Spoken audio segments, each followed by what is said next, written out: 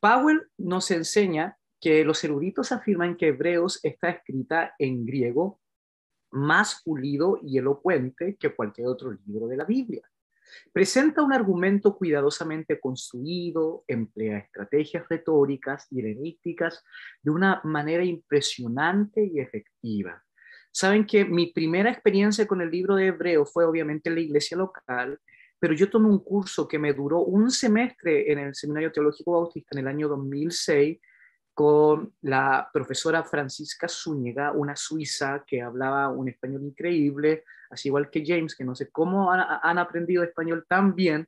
Yo todavía estoy ahí peleando con mi inglés champorreado, pero hablaba un inglés increíble que es, ese corazón nos ayudó a ver la Biblia de una forma totalmente distinta. Uno, porque era una mujer. Dos, porque era una teóloga abierta. Y número tres, por la humildad que ella tenía para enseñar. Y mi experiencia en el curso de hebreo con ella fue fantástico. Aquí se los tenemos que enseñar hasta las 2:30, ¿no? En 15 minutos. Pero un semestre fue para mí totalmente necesario para poder entender de que el libro de Hebreo está escrito, y esto escríbanlo por ahí porque es un detalle, está escrito en una obra de sermón griego. Y al ser escrita en una obra de sermón griego, cumple con las tres grandes características de la homilía helenística o griega del primer siglo de nuestra era común, ¿no? ¿Y cuáles eran esas tres características? Usaban herramientas o utensilios retóricos, usaban el logos, que tiene que ver con el conocimiento, usaba, ¿cierto?, el patos, que tiene que ver con el tema de inspirar a los sentimientos, el logos, el patos y... Wow, se me olvidó el tercero, ya me voy a recordar. Pero si alguien lo sabe, micrófono abierto. Pero esos tres recursos retóricos estaban impresos, impregnados en todas las homilías griegas del primer siglo de la era común. Y también lo encontramos en el libro de Hebreos. Lo encontramos en el libro de Hebreos. Entonces, por eso se dice que este es un sermón por excelencia. Exhibe ejemplos intrigantes de exégesis cristiana que demuestran enfoques tanto apologéticos, es decir, de la defensa de la fe, como dogmáticos a las escrituras del Antiguo Testamento, es decir, teologías irrefutables que se desprenden del Antiguo Testamento, como lo fue el tema de Moisés, el profeta por excelencia, el templo, los sacrificios, el sacerdocio. Y Powell finaliza diciendo: la doctrina y teología cristiana le debe mucho a esta carta y se describe invariablemente como una obra maestra, una obra maestra. Tiene un griego increíble, bien pulido. Por eso se piensa muchas veces que Lucas fue quien escribió Hebreos debido a su excelencia en el griego. ¿Y cómo sabemos su excelencia en el griego si no tenemos los originales? Es porque las copias de las copias también seguían ese patrón de una excelencia en el griego, ¿ok? Y la copia más antigua que tenemos del libro de los Hebreos es el papiro 89, que data por ahí por el año 140, 150 después de Cristo, aunque algunos lo fechan después del siglo segundo. Entonces, ¿quién fue la primera persona en mencionar históricamente hablando el libro de los Hebreos? Micrófono abierto, ¿quién fue? Clemente.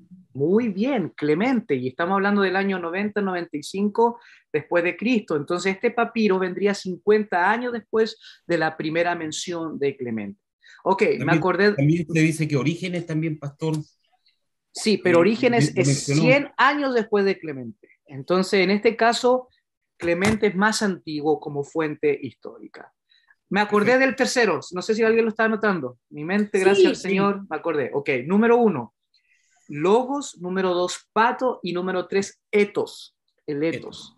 La esencia la esencia de lo que se quiere enseñar. Entonces está el logos, el conocimiento, la esencia, y número 3, los sentimientos, ¿ok? Sí. Donde Pato, del ethos viene la palabra ética, del logos viene la palabra conocimiento, y del pathos viene la palabra sentimiento, feeling, ¿ok? Empático, me pongo en tu lugar, ¿no? Entonces, ¿cuál es la definición principal que no lo alcanzamos a notar, pastor? el ethos, la esencia, la Pato, esencia. pato, pato, pato nos No, falta. si El ya, no, sentimiento, el sentimiento. sentimiento que uno Ah, le eso nomás. coloca. Ya, Estamos listos. listo. Muy Gracias. bien. Ok, entonces la autoría. La autoría, la iglesia primitiva tenía una incertidumbre en cuanto al autor de esta carta anónima, como Jorge nos decía, ¿no? Que hubiese sido Pablo, hubiese sido genial, porque pareciera ser que tiene más peso, mayor peso en cuanto a la paternidad paulina. Sin embargo, no era tan importante debido a que habían otros autores que fueron incluidos y que obviamente no tenían tanto peso apostólico como Pablo, ¿no? Como por ejemplo, Judas, el que pareciera ser que no perteneció a los 12, Santiago tampoco perteneció a los 12, y Lucas, que tampoco perteneció a los 12, pero sí el libro de los Hebreos, por lo menos Lucas lo menciona como un apóstol. Entonces, escritores posteriores en el occidente, como Jerónimo y Agustín, aceptaron la paternidad literaria de Pablo, y su influencia logró que finalmente el occidente aceptara Hebreos en el canon. Entonces, el Oriente sí aceptaba hebreos, pero el Occidente no. Recuerden que después el cristianismo, después de la destrucción de Roma en el año 410, se separó en dos. Entonces ellos no aceptaban el libro de Hebreos en sus canon, pero sin embargo hubo un personaje que fue la mente maestra de todos los padres de la iglesia, se cree que fue el más grande de todos los padres de la iglesia, Agustín de Hipona, fue el que dijo, sí, Pablo lo escribió. Ahora, obviamente Agustín sabía que a cabalidad no podía estar seguro de que Pablo lo escribió, pero a Agustín le servía el tema le servía mucho el tema de que Pablo haya sido el escritor. Recordemos, yo les he enseñado de que ustedes deben de analizar el contexto de los personajes. Entonces, si en este caso a Agustín le sirve la carta de los hebreos, es por algo, ¿no? Es porque él la necesita, y para poder validarla reconoce que Pablo, aunque no está 100% seguro de que él la escribió, necesita darle el peso paulino. Ahora recordemos que Agustín tuvo su máximo esplendor teológico en su disputa con Pelagio en cuanto al tema del libre albedrío. Entonces pareciera ser que la carta a los hebreos, ¿qué hace? ¿Qué hace la carta a los hebreos? Pareciera ser que fortalece el tema, ¿cierto?, de que no tenemos libre albedrío y de que Dios simplemente en su predestinación nos ha elegido para poder ser salvos en este caso o ser definidos en alguna situación. Entonces, por eso que Agustín le sirve la carta a los hebreos como un recurso a su propia teología, y para darle peso tiene que añadirle la autoría paulina. Entonces, por favor, entiendan eso, de que cada vez que los padres de la iglesia o algún autor menciona o acepta algo, tiene implicaciones secundarias, es decir, cosas por cosas muchas veces personales por las cuales están aceptando este detalle o esto otro. Aprendamos a leer a los autores en sus tiempos, pero también en sus propias intenciones. ¿Ok? La historia nos va a señalar que la iglesia occidental aceptó a hebreos en el canon de las escrituras, continuó expresando dudas en cuanto a la autoría paulina. Ahora, el concilio de Hipona, por favor, escriban esto, porque esto no está en ninguno de los 4 libros, de nuestros 4 libros. Como le he mencionado, siempre trato de darles algo diferente para que no caigamos en una redundancia, porque ya han leído los libros. Entonces, el concilio de Hipona en el año 393 y el tercer concilio de Cartago en el 397 mencionaron 13 epístolas de Pablo y agregaron del mismo a los hebreos una. En esta manera pusieron a hebreos en una categoría diferente, aunque afirmaron la posibilidad de la paternidad literaria de Pablo. Es muy importante que puedan saber de que en el concilio de Cartago, en el año 397, es donde se cierra todo el canon. Ya después de ahí, de ese concilio en el año 397 no se presenta ninguna diferencia. Entonces es muy importante que ustedes como estudiosos del Nuevo Testamento puedan manejar de que el concilio de Cartago fue el definitorio para el canon del Nuevo Testamento, el concilio de Cartago. Antes hubieron algunos canon que presentaban algunos libros, otros no se presentaban, algunos ponían a Judas, otros ponían a Santiago, otros ponían a Segunda de Pedro, otros no ponían Apocalipsis, pero en el año 397 después ya no hay ninguna otra distinción.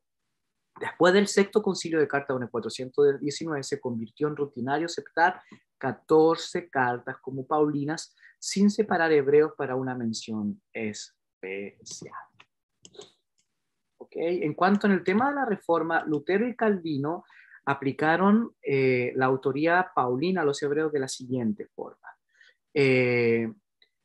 Calvino afirmó que Clemente de Roma o Lucas escribieron hebreos. Entonces, en este caso, Calvino dice que no fue Pablo. Y Lutero pensó que fue Apolos. Por favor, escriban eso.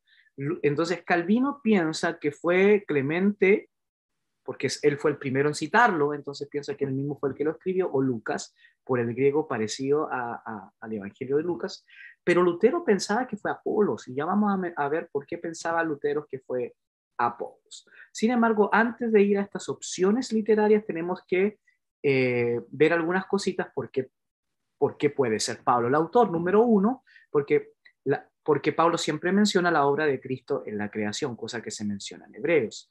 La humillación de Cristo en la encarnación y crucificación, que se menciona en Hebreo y también lo tenemos en Filipenses. Número 3, el lugar del nuevo pacto, algo que se menciona en Hebreo y en 2 Corintios 3, 4 y 11. Número 4, la obra del Espíritu Santo en la distribución de dones. Entonces, tiene el paralelismo de Hebreo 2.4 con 1 Corintios 12.11.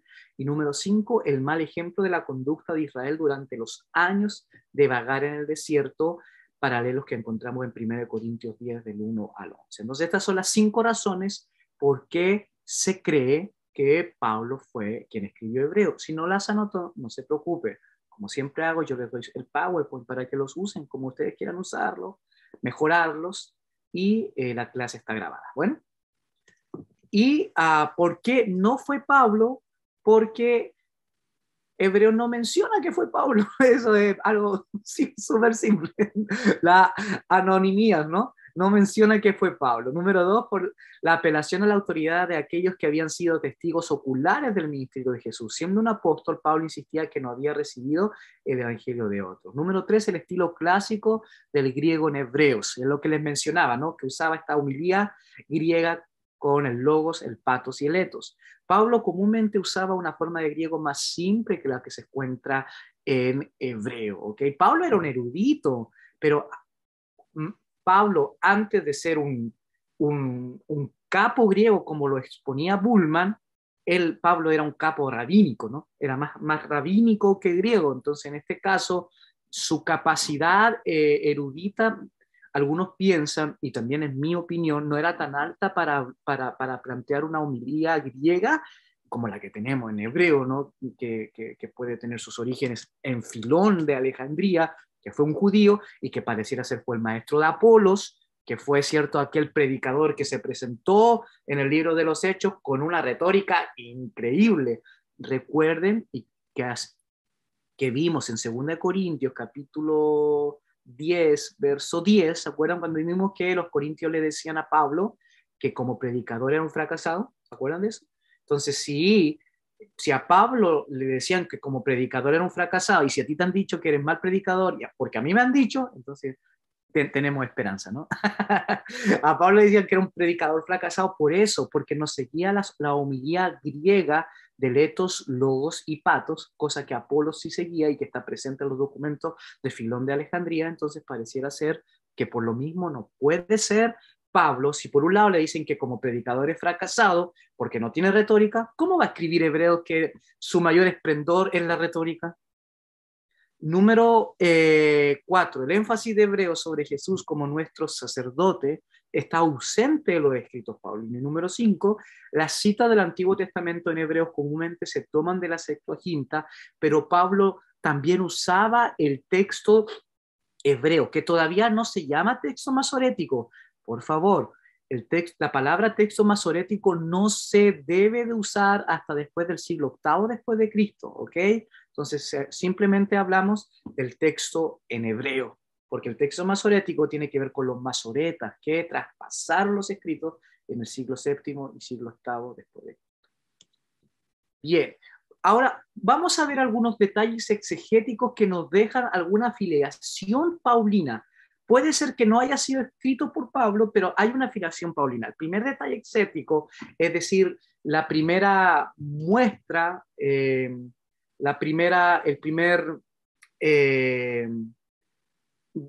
¿cómo les puedo decir? Como la primera clave, si fuésemos investigadores privados, la primera clave. Son las 2:30, ya estamos en la hora. Quiero ser respetuoso con sus tiempos. Y me quedan 10 minutos más de clase. Me darían 10 minutos más, pero si alguien se tiene que ir, queda con libertad, yo no me enojo, esta clase va a quedar grabada.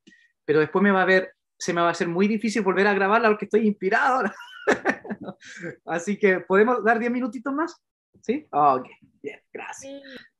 Entonces, el primer detalle exegético que nosotros podemos mencionar en esta filiación o asociación paulina es que menciona a Timoteo, ¿no? Y por eso ahí les puse el dibujo de Timoteo. Menciona a Timoteo. Entonces, si menciona a Timoteo, quiere decir que es totalmente contemporáneo a Timoteo. Ahora bien, esto no elimina la posibilidad de que haya sido Clemente, porque Timoteo también es contemporáneo a Clemente, Clemente de Roma 95, y Timoteo fue ejecutado por ahí por esa misma fecha. Entonces, no quita la posibilidad de que haya sido Clemente, pero sí nos da herramientas para hablar de una afiliación paulina, porque Timoteo es el discípulo por excelencia de Pablo, ¿no? Es el gran discípulo de Pablo. Entonces, en este caso, hay una afiliación paulina. Número 2, el detalle y lo que mencionaba James y Lisette, el detalle de Italia. Os saludan los de Italia. Ahora, la pregunta que yo quiero hacerles a ustedes, ¿cuándo se comienza a usar el calificativo Italia para la península itálica? ¿Cuándo? Entonces eso nos va a ayudar mucho porque dice Italia. ¿Ya se llamaba Italia en el tiempo de Pablo? Porque si se llamaba Italia, puede que haya sido Pablo. Pero si es un detalle calificativo que surge posteriormente, entonces estamos hablando de un escrito muy, muy posterior, y en ese caso Pablo no puede ser el autor. Entonces ese detalle exegético es clave. Algunos piensan de que ya se usaba el término calificativo o el nombre de la nación Italia en los tiempos de Pablo. Otros dicen que no, que es un nombre moderno y que es muchísimo posterior. Pero ahí tenemos una afiliación porque Pablo estaba preso en Roma, y eso nos acordamos de eso. El tercer detalle exegético es que usa la 70, la Septuaginta. Todos ustedes ya han tomado el curso de introducción bíblica, contexto bíblico, no sé cómo se llama ahora, pero ya saben lo que es la Septuaginta, ¿no? Para no quedarme ahí, que es cierto, la traducción griega del texto hebreo por Ptolomeo II el Filadelfo, por ahí por el año 260-70 antes de Cristo. Bien, entonces en la cronología patrística, recuerden que usamos a los padres de la iglesia porque son nuestro recurso histórico, fuera del canon bíblico, fuera del aspecto eclesial, para poder validar fechas y fuentes. Usted me va a decir, pero hermano Ismael, ellos son padres de la iglesia, entonces están dentro de la iglesia. Eso es verdad, pero la mayoría de sus diálogos y de sus escritos fueron con gente fuera de la iglesia, con procursores romanos, con gobernadores romanos, con ateos, con personas que defendían a Roma. Entonces, esa correspondencia y esa medición en el tiempo y en el espacio los hacen único para nosotros poder validar las fechas y los textos en los tiempos que vamos a mencionar. Entonces, estos padres de la iglesia nos enseñan... ¿Aló? ¿Le puedo hacer una consulta? Sí, adelante. Las túnicas que hoy usan los sacerdotes empezaron a usarse desde el tiempo de Pablo, Sí, porque los dibujos salen todo eso. Las túnicas que usan los sacerdotes son dos cosas. Número uno, son la heredad de los sacerdotes paganos en los tiempos de Constantino, ¿ok? Eso, recordemos que los templos no se usaron en la iglesia cristiana hasta los tiempos del concilio de Nicea, 325. Y recordemos que los templos habían sido de otros dioses primero, habían sido de otros dioses. Entonces, ahí cuidado, no nos desesperemos porque la gente no quiera volver a los templos, ¿ah? Cuidado, porque los templos vinieron 300 años después del inicio de la iglesia. A lo mejor puede ser incluso hasta una fortaleza, que los templos sigan siendo las casas y podamos tener una mixtura. Tratemos de no volver a como era antes. El mundo cambió, la vida cambió, el cristianismo cambió y no nos desesperemos porque los templos no son originarios del cristianismo. Recuerden que el originario del cristianismo de la iglesia es que la gente esté afuera, no de los templos. Entonces, en esa heredad, ellos también heredaron las túnicas de las religiones paganas, aunque la Iglesia Católica dice que obviamente sus túnicas tienen que ver con el sumo sacerdote en el Antiguo Testamento. Entonces hay dos posibilidades, los sacerdotes de las religiones paganas o el sumo sacerdote del Antiguo Testamento. Gracias a Eusebio de Cesarea, anoten esto, se sabe que las iglesias orientales aceptaron la autoría paulina, aunque algunos autores como Clemente de Alejandría y Orígenes advirtieron las notables diferencias entre el estilo de Pablo y el de este del libro.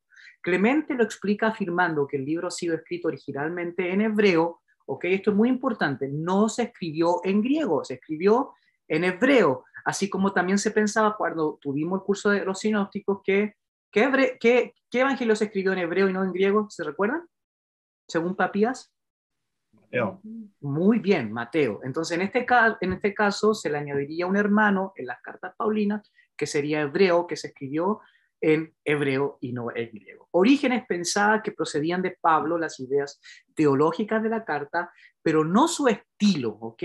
Entonces, sí hay teología paulina, pero no hay retórica paulina, porque Pablo era un mal predicador según la visión griega. Entonces, no usaba el etos, el patos, ni el logos. Entonces, que eran recursos homiléticos y retóricos para poder llamar la atención de un público, que consideraba que había sido puesto por escrito por otro autor. Entonces, pareciera ser que pudo haber sido escrito por Lucas o Clemente de Roma, según Orígenes, pero la teología y la enseñanza era paulina. Es lo que nos pasa con el Evangelio de Lucas. Lo escribe Lucas, pero es la forma de entender a Jesús de Nazaret de Pablo.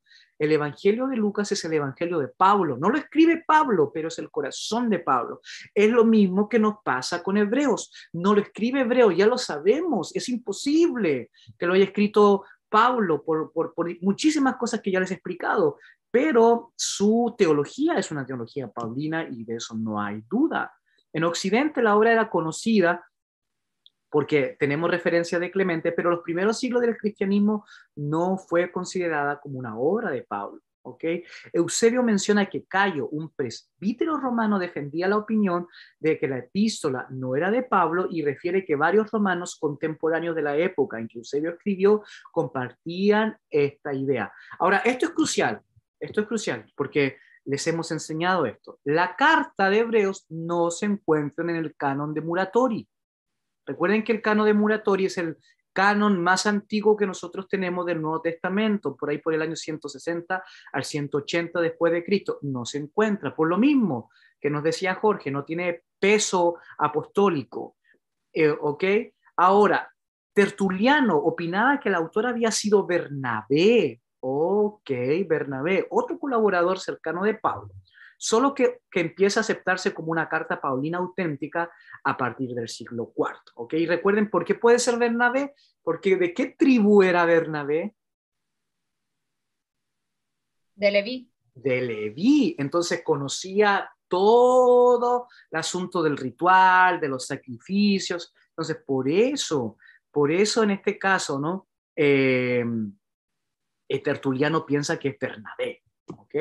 Entonces, en este caso, tendríamos los siguientes candidatos. Número 1, Lucas. ¿Por qué? ¿Por qué puede ser Lucas? Por su griego, por el griego limpio que tiene. ¿Y por qué Lucas pondría la teología paulina en sus escritos? Cosa que hizo en el Evangelio de Lucas y podría haber sido ahora en el libro de Hebreos. El segundo candidato, les voy a dar los candidatos del año para el libro de Hebreos, es Bernabé. El segundo candidato es Bernabé. ¿Y quién nos da este candidato? Tertuliano. ¿Por qué? Porque Hebreos es una magnífica obra al sistema levítico. Nos habla de cómo se hacían los sacrificios, el tema de los sacerdotes. Entonces, en este caso, Bernabé. ¿Quién basa esto? ¿Quién lo dice? Tertuliano.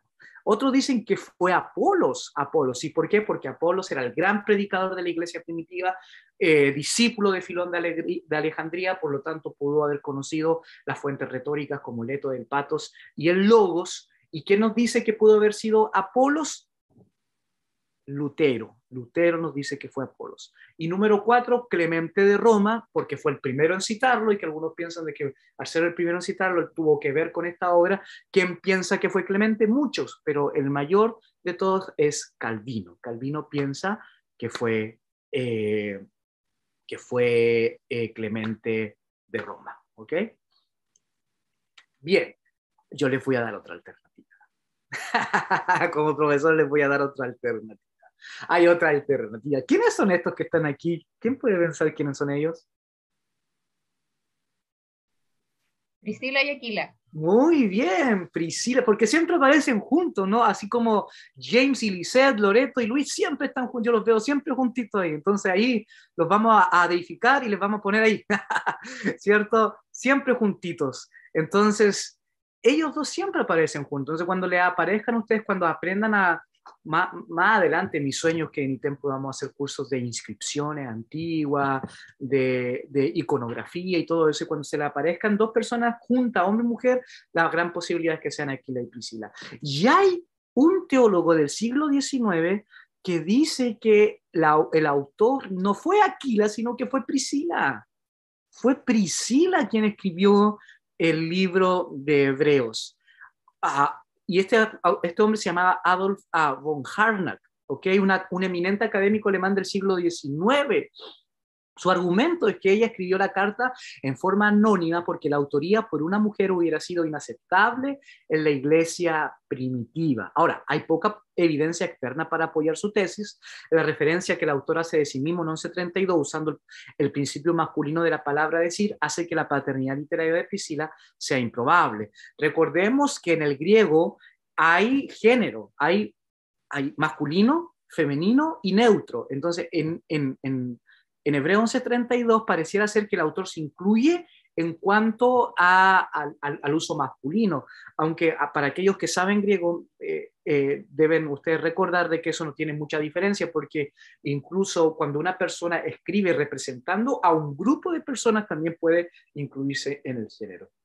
Ahora, ustedes deben de saber de que este personaje Aquila no tuvo ninguna gran influencia en la iglesia primitiva, más que hacer carpas con su esposa.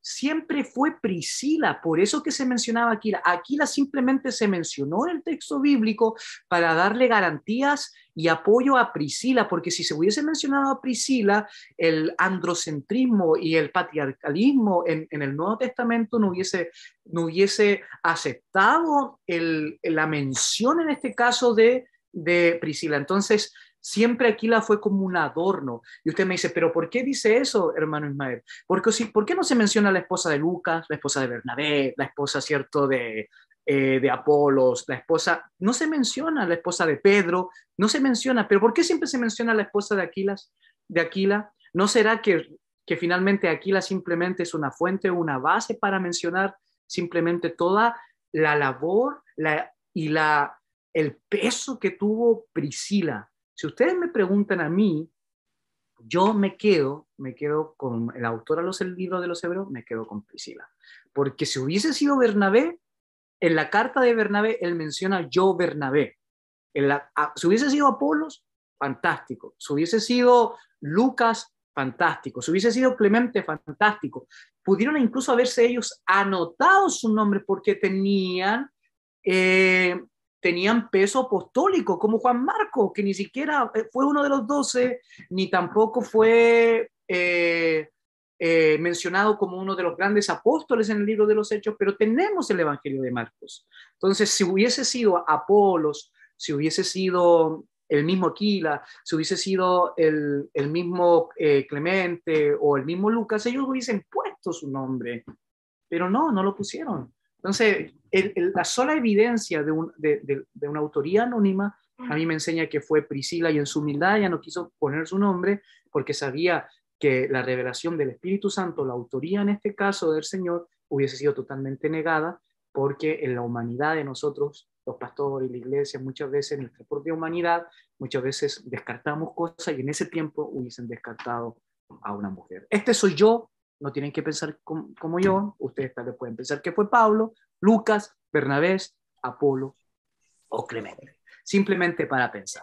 ¿Y por qué pensar? ¿Por qué necesitamos entender quién fue el autor? Y con esto termino, porque al leer la mente del autor vamos a acercarnos al contexto, a la evidencia, a la psicología, a la teología del autor, que nos va a dar mayor luz en nuestra labor exegética, que le da mejor peso a nuestra labor hermenéutica y mejor enseñanza como pastores y pastoras de la obra de Cristo.